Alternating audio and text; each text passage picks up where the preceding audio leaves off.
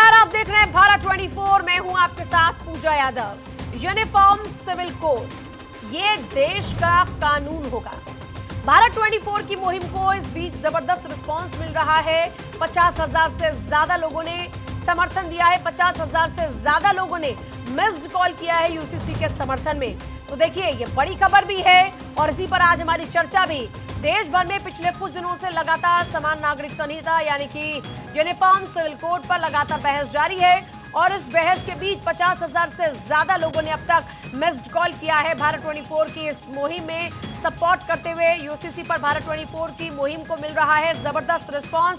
अब तक 50,000 से ज्यादा लोगों के मिस्ड कॉल आ चुके हैं। नंबर भी आपकी टीवी स्क्रीन पर है। आप भी इस मुहिम का हिस्सा बन सकते हैं क्योंकि ये बात सामाजिक क्रांति की है। 9315600415600415।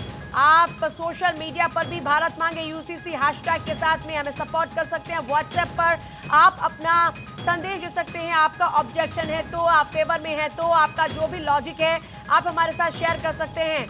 देखिए, बड़ी बात यह भी है कि विधि आयोग के पास सुझाव की डेडलाइन आज खत्म हो रही है, लेकिन सबसे बड़ा सवाल यह है कि पिछले कुछ दिनों से लगातार यूनिफॉर्म सिविल कोड को लेकर बहस जारी है। ऐसे में सवाल ये कि जब संविधान किसी धर्म, किसी व्यक्ति या किसी जाति से कोई भेदभाव और कोई फर्क नहीं करता, तो फिर आजादी के 76 साल बाद भी पुरुष और महिलाओं के बीच भेदभाव क्यों किया जा रहा है? आज भी हमारे देश की बेटियों के साथ पक्षपात क्यों किया जा रहा है?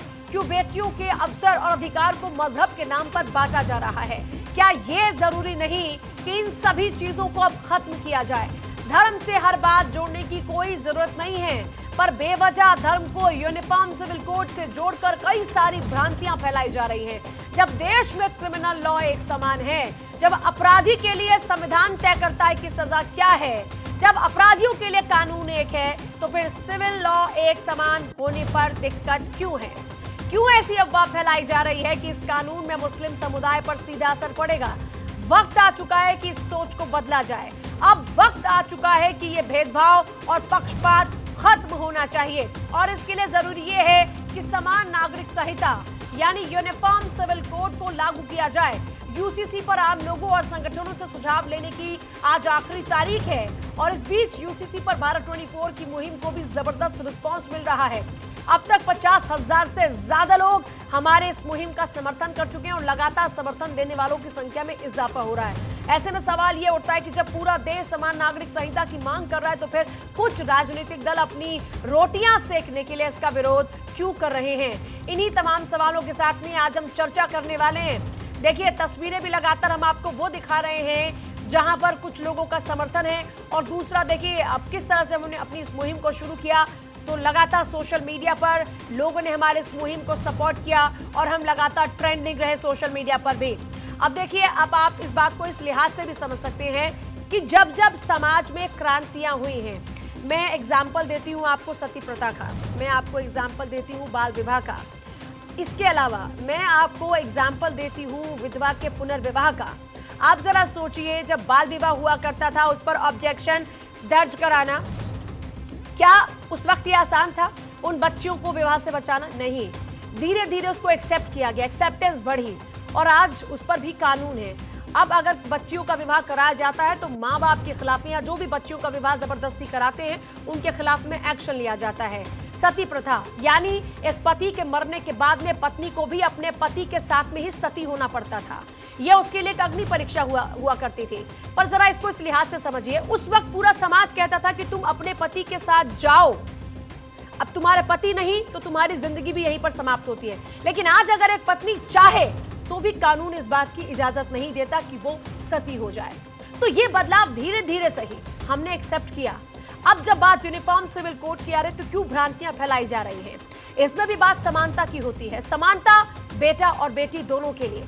धर्म कहां आड़े आ रहा है, ये बड़ा सवाल है। अब देखिए, इसको लेकर अलग अलग रिएक्शंस आए हैं। पीएम मोदी ने भी इस पर अपना पक्ष रखा था। इसके अलावा देखिए, अगर बात करते हैं धीरेन्द्र शास्त्री, मुरारी बापू, सबके हमने बात की तो उनसे सवाल पूछा इस पर कि आपका इस पर क्या रुख है, उन्होंने स्पष्ट किया। वो आपको सुनवाएंगे। एक बड़ा पैनल हमारे साथ में रहेगा आज के इस गंभीर विषय पर चर्चा के लिए। लेकिन और एक बार फिर से आज अपने विषय पर वापस लौट रहे हैं। हमारा विषय है यूनिफॉर्म सिविल कोड। हमारे साथ में एक बड़ा पैनल रहने वाला है जिसके साथ में हम चर्चा करेंगे। अगर आप साथ दे रहे हैं तो क्यों, अगर आप साथ नहीं दे रहे हैं तो क्यों। पॉइंट पर बात होगी, लॉजिकल बात होगी। और फिर देखिए, बड़ी बात यह है कि आज डेडलाइन भी खत्म हो रही है। विधि आयोग के पास भी अपने सुझाव देने की जो डेडलाइन है वो खत्म हो रही है। मैं एक बार पहले अपना जो गेस्ट पैनल है उससे आपको रूबरू करवा देती हूँ। उसके बाद में जो अभी तक जिनका हम जिक्र करते हैं स्टेटमेंट, वो भी आपको सुनवाएंगे। देखिए, प्रियंका टंडन हमारे साथ में रहेंगी, पॉलिटिकल एनालिस्ट। सुबोही खान हमारे साथ में रहेंगी, पॉलिटिकल एनालिस्ट। अंबर जैदी हमारे साथ में जल्दी होंगी। HS रावत हमारे साथ में हैं, अभी नहीं जुड़े हैं, जल्दी होंगे हमारे साथ में। और हाजी नाजिम रहेंगे, मुस्लिम स्कॉलर। ताहिरा हसन रहेंगी, महिला एक्टिविस्ट हमारे साथ में। तो चलिए, चर्चा की शुरुआत करने से पहले एक बार किस तरह के स्टेटमेंट अभी तक सामने आए हैं, वो चाहे वो उसके फेवर में हो या फिर अगेंस्ट में, जरा सुनिए एक बार। आजकल हम देख रहे हैं कि यूनिफॉर्म सिविल कोड के नाम पर ऐसे लोगों को भड़काने का काम हो रहा है। आप मुझे बताइए, एक घर में परिवार के एक सदस्य के लिए एक कानून हो, परिवार के दूसरे सदस्य के लिए दूसरा कानून हो, तो क्या वो घर चल पाएगा क्या? कभी भी चल पाएगा क्या? फिर ऐसी दोहरी व्यवस्था से देश कैसे चल पाएगा? हमें याद रखना है कि भारत के संविधान में भी नागरिकों के समान अधिकार की बात कही गई है। तो चलिए, हमारे जो मेहमान इस वक्त हैं उनकी तरफ रुख करते हुए सबसे पहले बात Priyanka Tandon. Priyanka Tandon, uniform civil code, इसे किस तरह से आप देख रही हैं? समाज में कैसे एकरूपता, समानता लेकर आएगा यूनिफॉर्म सिविल कोड? पहले आ जाना चाहिए था, पता नहीं इतनी सदियां, इतने साल क्यों लग गए इसके अंदर। यहाँ पर जो एक बहुत ही इंपॉर्टेंट अगर हम बात करें तो हमें मोदी जी की बात पे ध्यान देने की बहुत ही ज्यादा जरूरत है सभी को, जहां पर वो कह रहे हैं कि एक घर में दो व्यक्ति हैं और एक के लिए दूसरा लॉ और दूसरे के लिए दूसरा लॉ। ऐसा क्यों होना चाहिए? क्यों सभी व्यक्तियों को सामान्य अधिकार नहीं होना चाहिए? कहते हैं कि परिवार बहुत जरूरी है, आपका जीवन बहुत जरूरी है, हस्बैंड वाइफ का रिलेशन बहुत जरूरी है, लेकिन यहाँ पर एक ही घर में रह के अलग अलग लॉ अगर फॉलो करते हैं तो देश आगे कैसे चले? मुझे लगता है कि इसकी बहुत ज्यादा इंपॉर्टेंस है हमारी लाइफ में और मैं इसको बहुत ज्यादा सपोर्ट करती हूँ। और आज भी मैं देख रही थी, मैं डिबेट में पहले भी बैठी, थोड़ी देर पहले सुन रही थी कि लोगों को आज भी इसकी नॉलेज नहीं है। बहुत सारी महिलाओं को नहीं पता कि ये यूसीसी है क्या, बहुत सारे लोगों को इसके बारे में कंप्लीट इंफॉर्मेशन अभी भी नहीं है। तो मुझे लगता है कि सबको इसकी जानकारी बहुत जरूरी है और हम सबको मिलकर सपोर्ट करना चाहिए, क्योंकि ये लॉ सिर्फ एक महिला या एक सिर्फ आदमी के लिए नहीं बनाया जा रहा है, ये लॉ सबके लिए है, सामान्य लॉ है, जिसमें आपको एक भारत एक ऐसा देश है जहां पर आपको खुल के सांस लेने की आजादी दी जाती है। तो क्यों ना सब आके इसको एक साथ सपोर्ट करें और इसको हम सब मिलकर इसका वेलकम। तो मैं इसको एक बहुत पॉजिटिव वे में देखती हूँ। सुबोही खान, आप इसे कैसे देखती हैं? यूनिफॉर्म सिविल कोड देश के लिए जरूरी? जी देखिए, मैं बहुत ही सरल भाषा में पूरे देशवासियों को सबसे पहले तो ये बताना चाहती हूँ कि सिविल लॉज में शादी ब्याह, शादी नहीं चलती है तो तलाक होते हैं तो एलिमनी, मेंटेनेंस, अगर कोई बच्चा होता है तो कस्टडी, गार्जियनशिप, गोद लेने के कानून या फिर इनहेरिटेंस, विरासत के जो मामले होते हैं वो सिविल लॉज में आते हैं।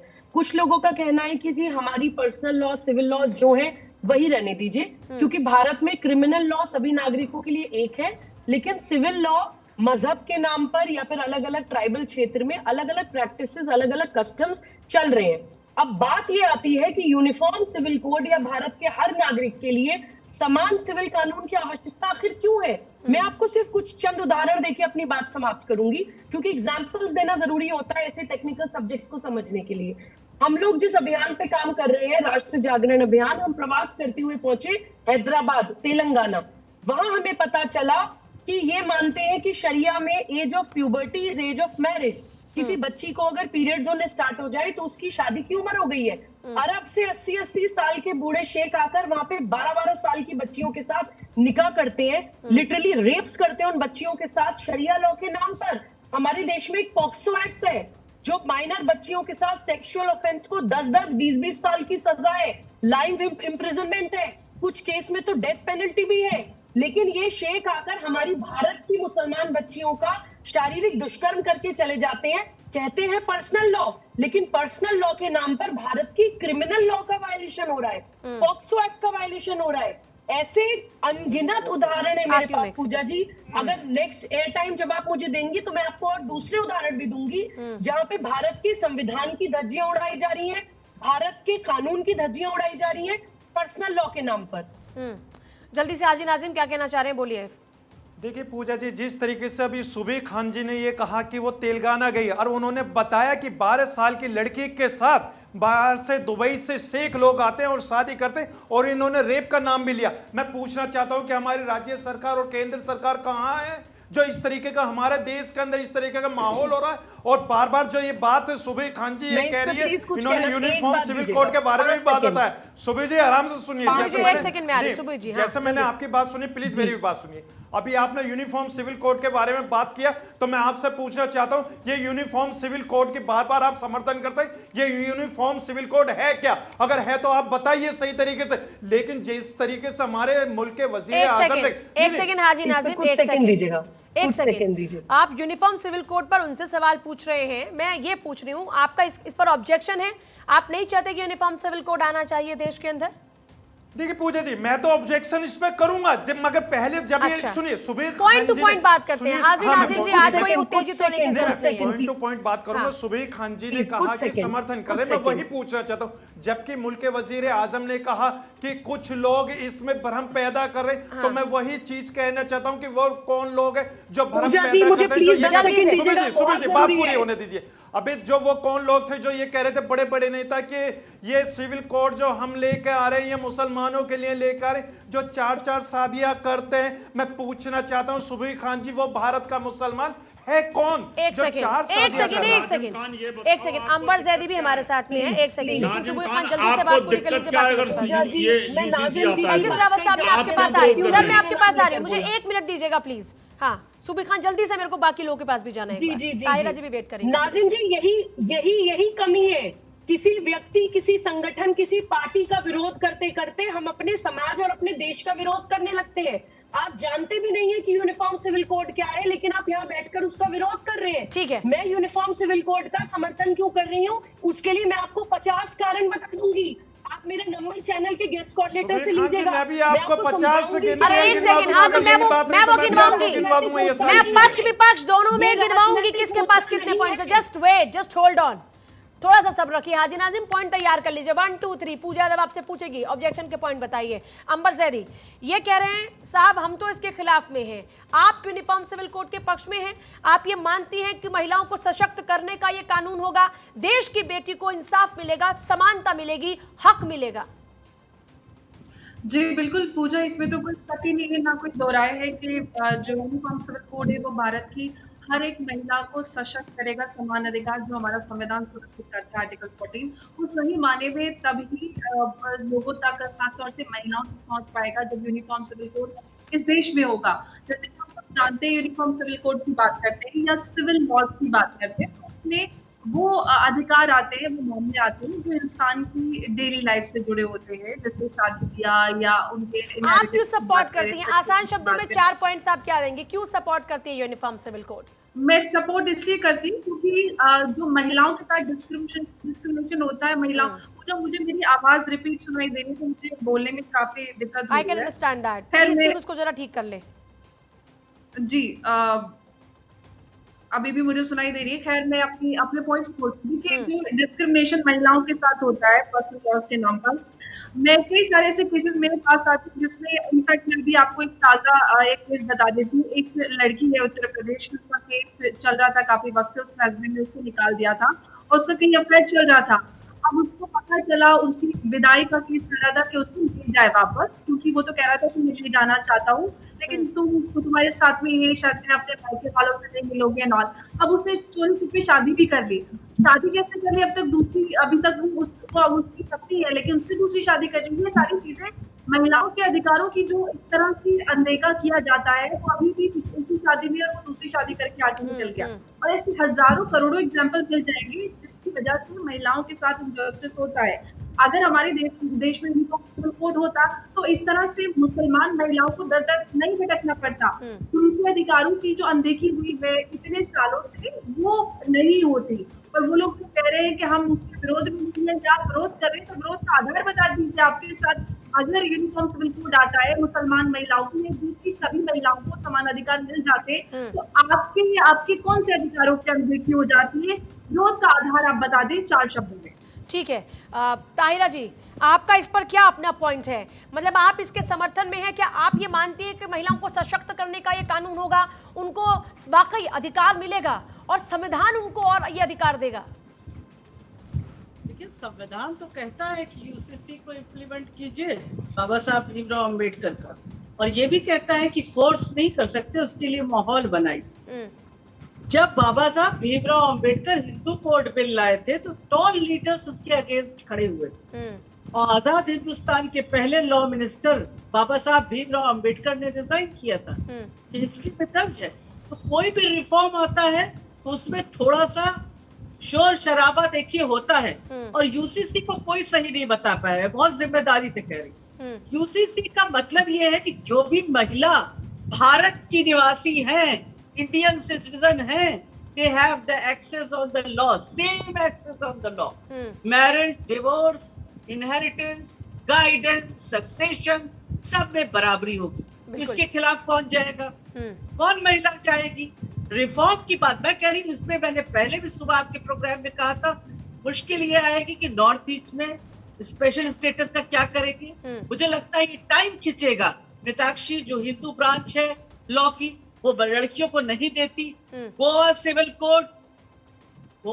कोड है ना, वहां तो किसी ने कोई बोला नहीं, क्योंकि उसको पता ही नहीं है कि वहां पर पति जो है हिंदू दूसरी शादी कर सकता है अगर बीवी 30 साल की उम्र तक बेटा नहीं देती। It is discriminatory.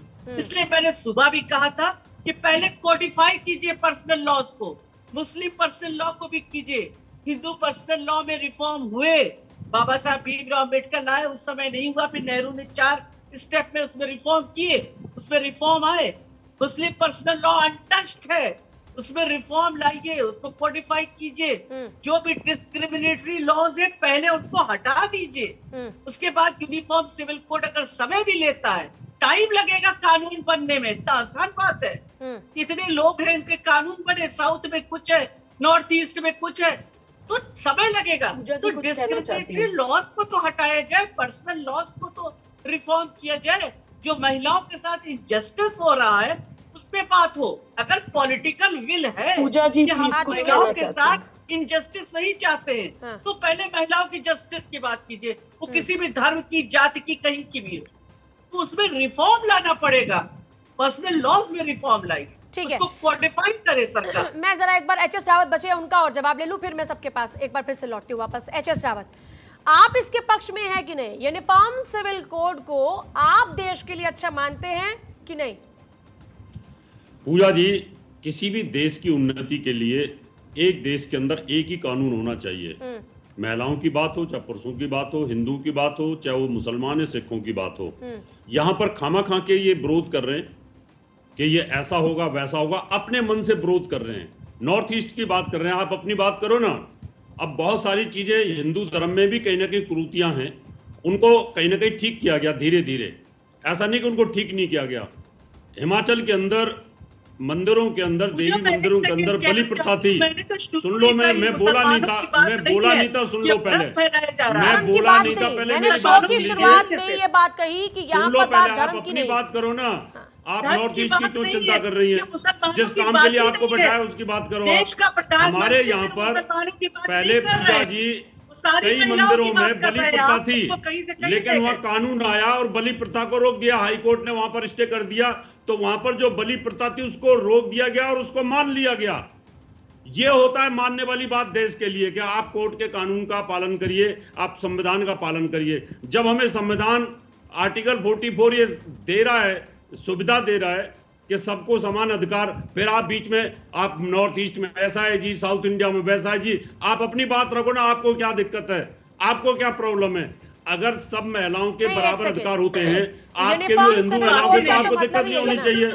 बात ही नहीं है, अपनी प्रॉब्लम क्या रखे? आप तो कह रहे हैं महिलाओं के लिए। नहीं, मैं तो कह रहा हूँ ना, हिंदुओं में भी अगर कोई कमी होगी, यही प्रॉब्लम हिंदुओं में है। भी कोई यूनिफॉर्म कमी सिविल होगी कोड के तो उसको जरिए ठीक किया जाएगा। एक महिला महिला होगी, एक पुरुष पुरुष होगा, देखिए सामाजिक क्रांति की जल्दी से टाइम लगता है। मैंने कहा पहले रिफॉर्म कर दीजिए, मुस्लिम महिलाओं के साथ जो ज्यादतियां हो रही है वो तुरंत ठीक हो जाए, मॉडिफाई कर दीजिए मुस्लिम लॉ को। आप पूजा अपना, जी। आप मुस्लिम नहीं तो महिलाओं आप का पर्सनल रखिए, लॉ, आप ये कह रहे हैं कि पर्सनल हिंदू लॉ में ही अपना रखेंगे थोड़ा तो सा आपको जो इम्प्रूवमेंट कर दिया अपना- जाए, वहीं पर ही चीजें ठीक हो, या यूनिफॉर्म सिविल कोड आना चाहिए?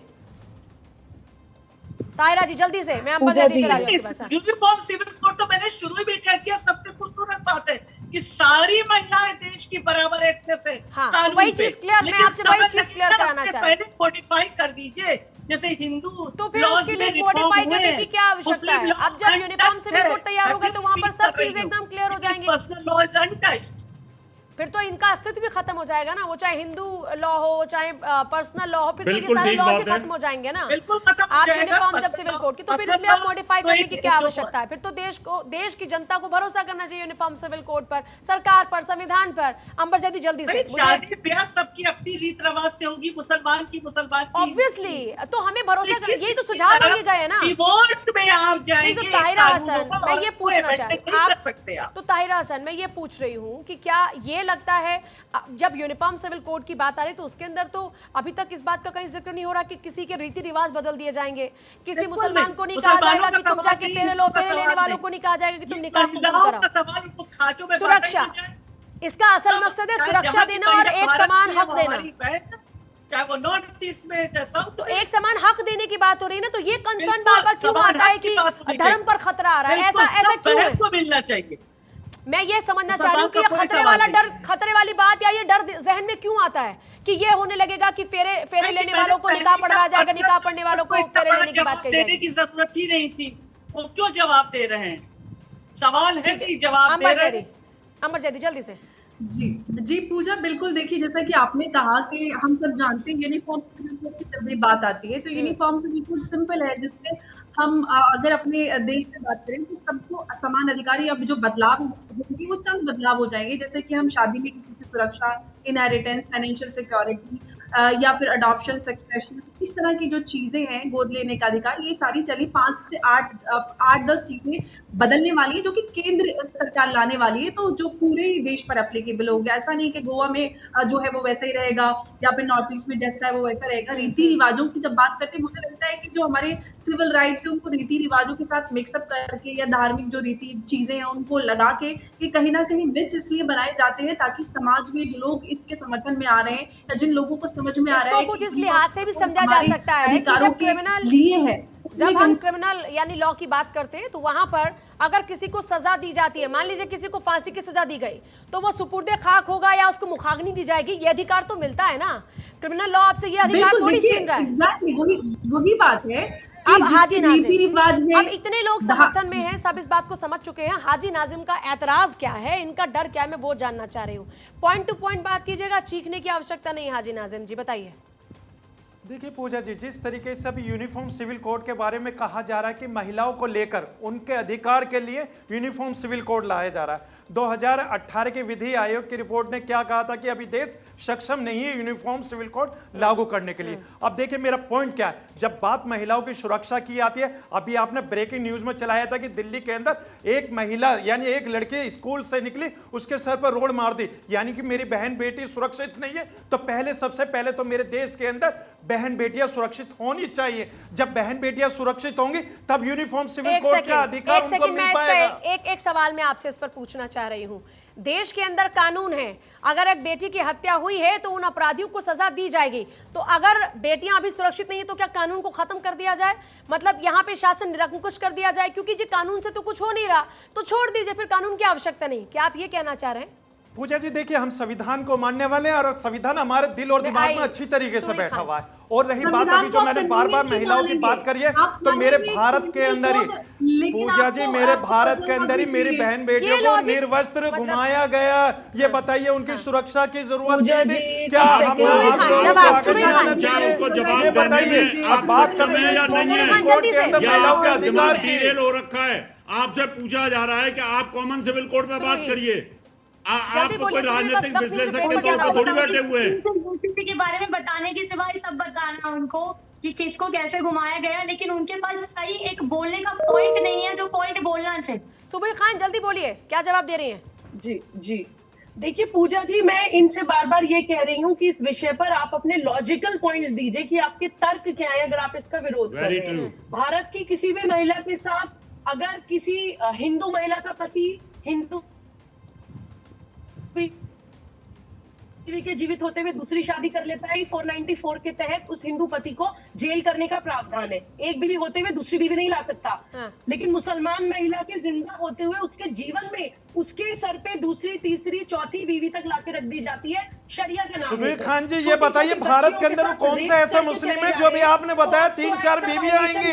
ये बताइए, आप काबिल सुप्रीम कोर्ट के वकील हैं और आपने कहा था कि आप यूसीसी की बात कर रहे हैं, लेकिन आप तो हमारी छोटी बहन बेटियों को 12 साल की उम्र की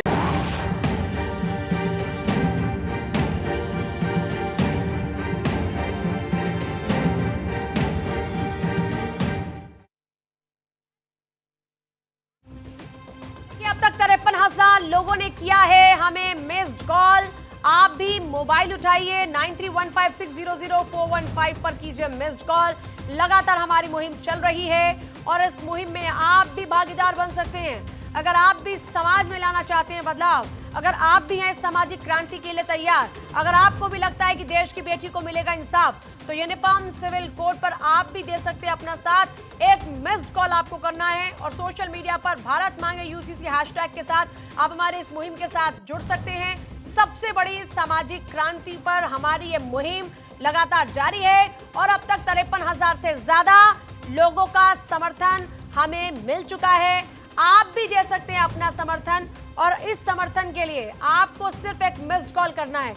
इसी नंबर पर व्हाट्सएप करके आप अपना पॉइंट भी रख सकते हैं। आप इसके फेवर में है तो, आप इसके अगेंस्ट में है तो, आपके कुछ कंसर्न है तो, जो भी आपके कंसर्न है। और देखिए, बड़ी बात है कि विधि आयोग की भी सुझाव की आज डेडलाइन खत्म हो रही है, यानी विधि आयोग के पास जो भी सुझाव हैं वो आ चुके हैं। लाखों सुझाव विधि आयोग के पास आए हैं और ऐसे में विधि आयोग उन्हीं सुझावों के आधार पर आगे बढ़ेगा। ये तो तय है कि जब तक देश में यूसीसी लागू करने का माहौल नहीं होगा, सरकार भी चाहकर लागू नहीं कर पाएगी। लेकिन अगर जनता साथ होगी तो यूनिफॉर्म सिविल कोड के जरिए देश की बेटियों को इंसाफ मिलेगा और देश अपनी किसी भी बेटी में कोई फर्क नहीं करता। प्रियंका टंडन पॉलिटिकल एनालिस्ट हमारे साथ में, Subui Khan political analyst, Ambar Zaidi political analyst, HS Rawat धर्मगुरु हमारे साथ में। विपक्ष में आप यहाँ पर देखिए जिस तरीके से बात रख रहे हैं यूसीसी के, हाजी नाजिम हमारे साथ में हैं और ताहिरा हसन भी हमारे साथ में इस वक्त हैं। एक बार फिर से आप सभी लोगों का स्वागत है। ब्रेक पर जाने से पहले सुबुई खान के कुछ तर्क थे आप जो एक बार जरूर सुनना चाहेंगे। सुबुई खान जी, धन्यवाद पूजा जी। पूजा जी, मुझे पूरी डिबेट में मत बुलवाइएगा, लेकिन एक अनइंटरप्टेड मुझे 2 मिनट प्लीज दे दीजिए। बोलिए। मैं नाजिम जी को खासतौर से बताना चाहती हूँ, भारत की हिंदू बेटियों के साथ बहुविवाह नहीं हो सकता है, लेकिन भारत की मुसलमान बच्चियों के साथ बहुविवाह हो रहा है। पहले ट्रिपल तलाक करके उनको तलाक करके उनको छोड़ दिया जाता था। अब चलिए ट्रिपल तलाक पे कानून बन गया है, वो सुरक्षित हो गई है। लेकिन तलाक हसन, तलाक एहसन अभी भी हो रहा है कि एक महीने के गैप पर उनको तलाक देकर छोड़ा जा रहा है। शरिया में बोलते हैं mother is not guardian of her own child. अपने बच्चे की गार्जियन एक माँ ही नहीं है। अगर पिता की मृत्यु हो जाती है तो ससुर नहीं है तो जेठ, कोई ताऊ, ससुराल का कोई भी मेल व्यक्ति उस बच्चे का गार्जियन होता है। वो माँ जिसने अपनी कोख में पाला है वो उस बच्चे की नेचुरल गार्जियन नहीं होती है। भारत की बेटियों के लिए protection of women from domestic violence act है। शारीरिक, मानसिक, आर्थिक, मनोवैज्ञानिक किसी तरह का शोषण नहीं कर सकते आप भारत की बेटी के साथ। लेकिन मुसलमान महिला के साथ आप पर्सनल लॉ के नाम पर हर तरह का शोषण कर रहे हैं और वो पुरुष शोषण करने के बाद डोमेस्टिक वायलेंस एक्ट से भी बच के निकल के चले जाते हैं। ताहिरा जी मेरी बड़ी बहन है पूजा जी, मैं उनसे एक बात कहना चाहती हूँ। मैं उनका बहुत सम्मान करती हूँ क्योंकि बहुत लॉजिकल और बहुत रैशनल है। उन्होंने अभी कहा कि मुस्लिम लॉ कोडिफाई हो। ताहिरा जी, क्या हमने बहुत देर नहीं कर दी?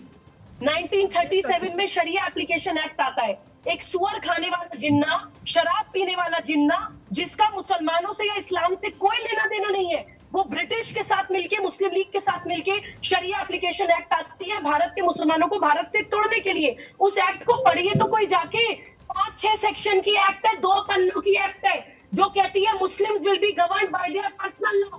और कोई पूछे कि ये पर्सनल लॉ क्या है, क्या कहीं लिखी है, क्या कहीं कोडिफाइड है? कुछ नहीं लिखा है। पर्सनल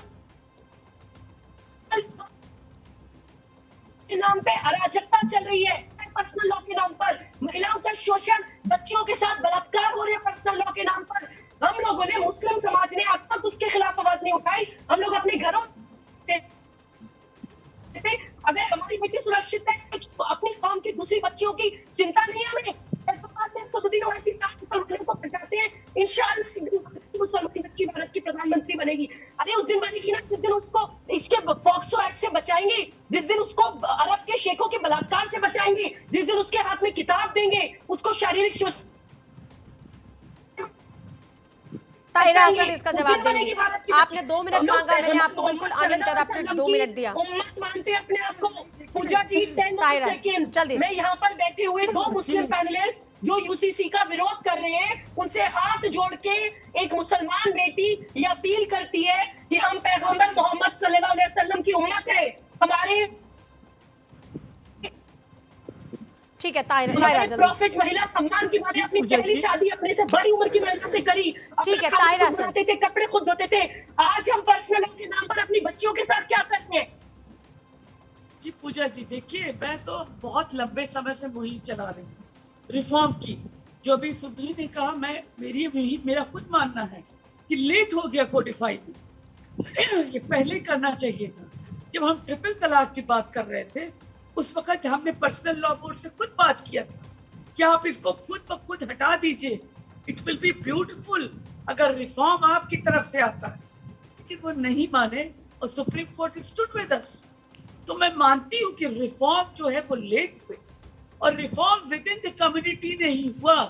कि मैं बहुत जोर दे के कह रही हूँ, विद इन द कम्युनिटी होना चाहिए था। लेकिन अभी भी कोई यूसीसी आने में, उसका कानून बनने में समय लगेगा। पर्सनल लॉ को कोडिफाई करें, जो डिस्क्रिमिनेटरी लॉज है उनको तुरंत हटा दिया जाए, इमीडिएटली हटा दिया जाए। जो महिलाओं को द्वैम दर्जे का नागरिक बना रहे हैं, जो पेट्रार्की को मजबूत कर रहे हैं, उनको हटा दीजिए पर्सनल लॉ से। तो कोई पर्सनल लॉ हो, पर्सनल लॉ उसको हटा दीजिए, क्योंकि महिलाओं का ये इस्लाम में नहीं है जो ये शरिया में रख दिया है। 3 तलाक 1 को तो कुरान में भी कहीं नहीं था, तो वो कैसे हो गया था? तो जब इस्लाम एक प्रोग्रेसिव मजहब है, आप खुद उसको डिफेम कर रहे हैं। तो मुझे लगता है औरतों को निकल के आना पड़ा और बोलना पड़ा। ये काम तो था कम्युनिटी के सब मिल बैठ के करते, उसमें रिफॉर्म लाते। ठीक है, अब आ जाते हैं, मेरे पास बाकी और मेहमान भी हैं, उनकी तरफ भी मैं एक बार रुक कर रही हूँ। हाजी नाजिम, अब मैं आपके पॉइंट सुनना चाहती हूँ। चलिए, फिर भी वो तो साथ दे रहे। अंबर ज़ैदी, मैं आपके पास आ रही हूँ। हाजी नाजिम, अपने पॉइंट मुझे गिनवाइए। 4 पॉइंट में जानना चाहती हूँ आपके दिल से कि आप यूनिफॉर्म सिविल कोड की मुखालफत इन कारणों से कर रहे हैं। देखिए पूजा जी, सबसे पहले तो मैं ये कहना चाहूँगा कि जब संविधान लिखा गया था तो उसमें ये कहा गया था कि आपके धार्मिक अधिकार से कोई छेड़छाड़ नहीं होगी। अब फिर आर्टिकल 44 का भी हवाला दिया गया, जिसमें ये कहा गया कि ये यूनिफॉर्म सिविल कोड लागू करा जाएगा जब देश सक्षम होगा।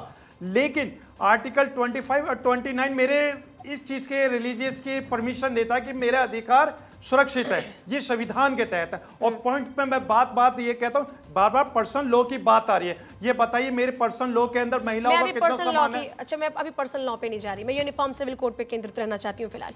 आपने कहा कि मेरे धार्मिक जो छेड़छाड़ है वो होगी। क्यों ऐसा लग रहा है आपको कि धार्मिक छेड़छाड़ होगी? मतलब अगर बेटियों को समान अधिकार मिलता है, मुझे तो जितनी जानकारी है वो ये कि धर्म चाहे कोई भी हो, हर किसी धर्म में महिला को पूरा सम्मान दिया गया है। जब पूरा महिला को सम्मान दिया गया है तो यहाँ पर भी यूनिफॉर्म सिविल कोड महिलाओं को समान और एक अधिकार की बात करता है, तो फिर इसमें किसी भी धर्म के साथ छेड़छाड़ कैसे? देखिए पूजा जी, मेरा इस्लाम संविधान के तहत पूरे महिलाओं को सुरक्षा और उनको अधिकार देता है, इसमें कोई डाउट वाली बात नहीं है। देता है तो फिर यूनिफॉर्म सिविल कोड से किस बात का एतराज है? ये बताइए, संविधान के तहत ही तो सारा अधिकार मिलता है मेरे मुस्लिम बहनों को। बार बार अगर आप ये कहेंगे कि हम अधिकार दे रहे हैं, कौन सा आप अधिकार देने की बात कर रहे हैं? जल्दी से आप महिलाओं को तो सुरक्षा की बात नहीं करते, महिलाओं को तो सुरक्षा नहीं दे रहे। आप मुझे थोड़ा सा खामोश कर लिया जाए। देखिए पूजा, सबसे पहले तो हम बात कर रहे थे शरीयत एक्ट की बात हो रही थी, 1937 शरीयत एक्ट की बात कर रहे हैं। 1933 से पहले क्या सब एक जैसे कानून फॉलो नहीं करते थे? उसके बाद अंबर ज़ैदी, मैं ये पूछना चाह रही हूँ, हाजी नाजिम ने कहा कि मेरे इस्लाम के जो अपनी धार्मिक जो भावनाएं हैं, जो धार्मिक रीति उसके साथ छेड़छाड़ होगा। आप भी तो अंबर ज़ैदी उसी धर्म से आती हैं, आपको भी ये डर है क्या? तो हाजी नाजिम को इतना डर क्यों है?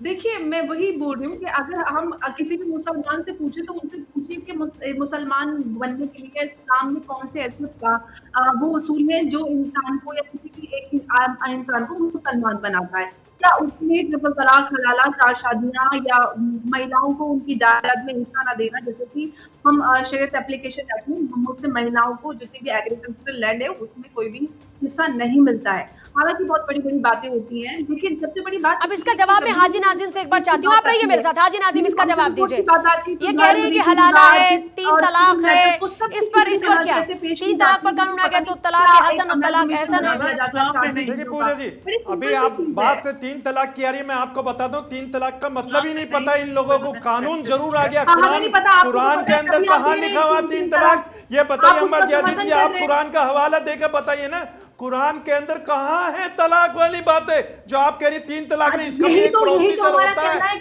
जो बार बार बात आती है ना 3 तलाक की, इसका एक प्रोसीजर होता है, हर महीने का एक प्रोसीजर होता है। मगर आप देश के अंदर एक मुसलमानों की छवि को इस तरीके से पेश कर रहे हैं कि मुसलमानों की छवि धूमिल करने वाली बात होती है। लेकिन जब भारत का मुसलमान संविधान की बात करता है तो अंबर ज़ैदी जी आप नहीं सुनना चाहते, आप 3 तलाक वाली बात लेकर आ जाती है।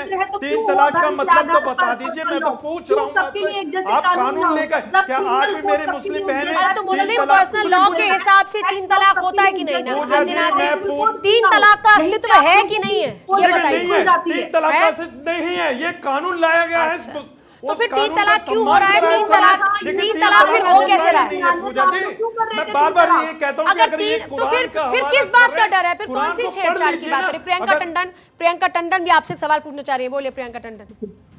मैं इनसे एक सवाल करना चाहूंगी सर, आप पहले बता दीजिए कि आपका पॉइंट ऑफ व्यू क्या है? आप धर्म की बात करने आए हैं, आप औरत की रक्षा की बात करने आए हैं, किसी केस की बात करने आए हैं, आप कुछ भी बोले जा रहे हैं, आपको खुद ही नहीं पता आपको बोलना क्या है। पहली बात नहीं, आपको पता है, आपको पता है, यानी कि मैं महिलाओं की सुरक्षा की बात कर रहा हूँ, अगर वो यूनिफॉर्म सिविल कोड के अंदर नहीं आएंगे महिलाओं की सुरक्षा की बात, तो बात तो मैं पॉइंट टू पॉइंट कर रहा हूँ, लेकिन आप पॉइंट टू पॉइंट बात करना नहीं चाहते, आप पॉइंट को घुमा रहे।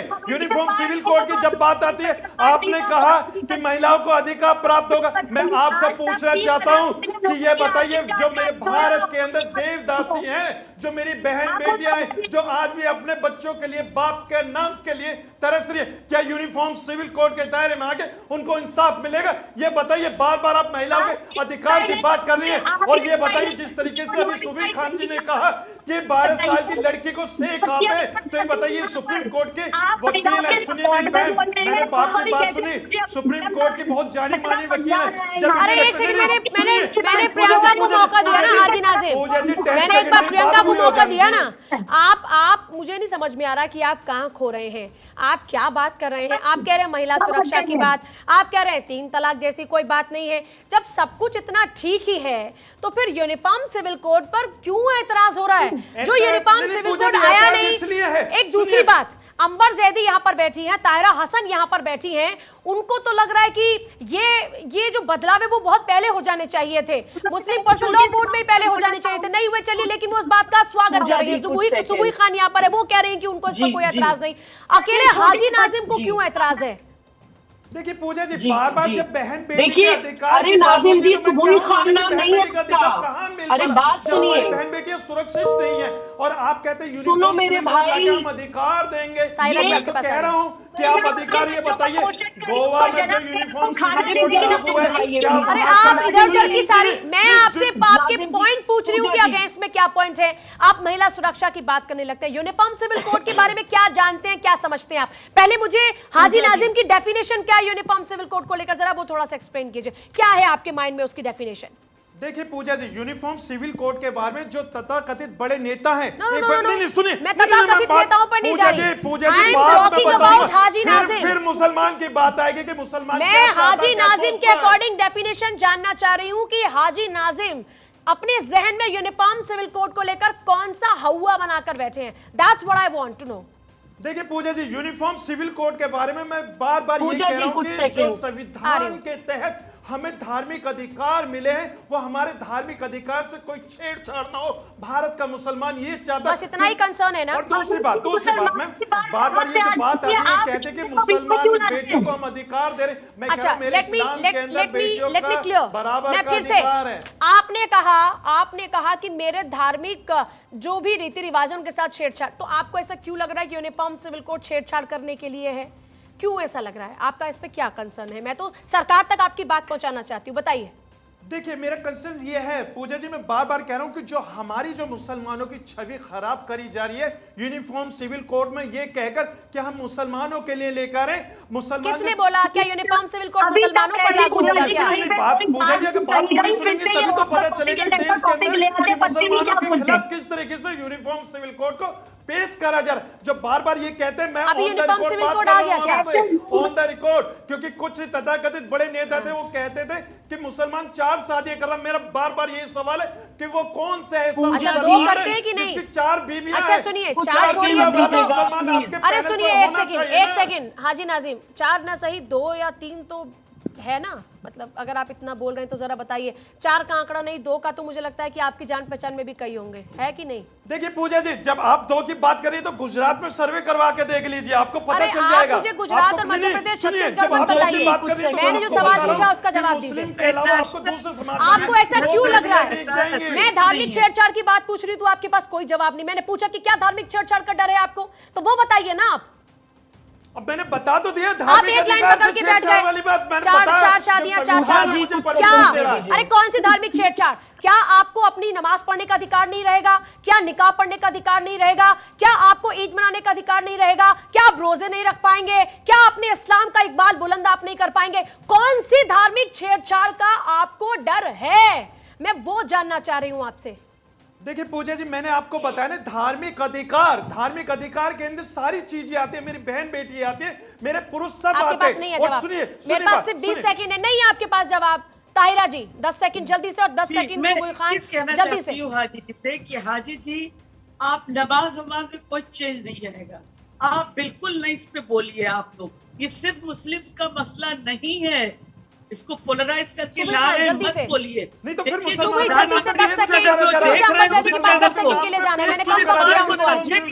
अंबर जैदी आप बोले 10 सेकंड। मुसलमान ना रहे, 4 शादी पूजा ना जी, रहे, तो वो पूजा खुद जी, ही dilute नाजिम कर जी रहे से, हैं। नाजिम ये जी जो को धर्म ही उसको की dilute कर रहा चिंता है। ज्यादा है। ये मसला ही उनसे नहीं है भाई। यूनिफॉर्म सिविल कोड के जल्दी बजाय से, उनको अंबर जैदी 10 सिर्फ सेकंड, नाजिम जल्दी जी मिले। जल्दी 10 सेकंड में पास नहीं है वक्त। फैमिली हेल्थ सर्वे कहता है कि मुसलमानों में पूजा जी। 4 शादियां नहीं है, 3rd नंबर पे है माफी, मुसलमान। चलिए मैं माफी ये चाहूंगी। भारत आज के कम वक्त मिला, आंकड़े आशीष हैं, रावत साहब हमारे आपको भी काफी देश कम के वक्त मिला, आंकड़े। लेकिन बहुत सभी का शुक्रिया जिनको कम वक्त मिला। उनसे एक बार फिर से माफी मांगते हुए इजाजत ले रही हूँ आप सभी लोगों से।